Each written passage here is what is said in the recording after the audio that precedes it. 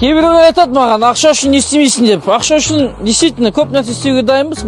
Әсіресе осындай погодаға қарамастан керемет бір станция Шымалғанда ашылған кілем дүкенін жарнамалауға келдік. Неге дейсіздер ғой?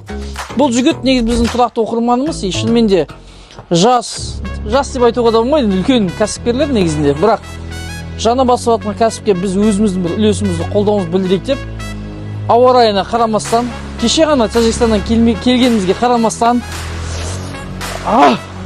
жарнама жасайын деп жатырық. Әдеттегідей Қуаныш өзінің жаңа бір рубрикасы бар, білесіздер, АСМР деген. Біз қазір көп дүниеге АСМР жасадық, бірақ кілемге АСМР бірінші рет жасайын деп жатырмын, көрейікші қалай шығады екен. Дауысы достойный шыға ма, шықпайды ма?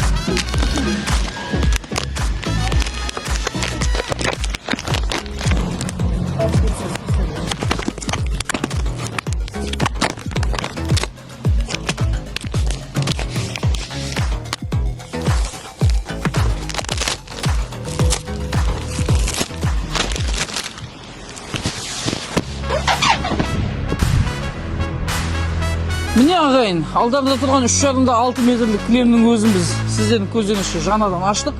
Негізгі бағасы 95-100 мың теңгенің көлемінде, енді бағаны өздеріңіз бересіз, бірақ сыртта естуімізше 130 мың теңгенің үстіне дейді. Толық ақпаратты мына жерде Instagram парақшадан қарайсыздар. Бізден осы ғана, сіздерден ары қарай баға беру.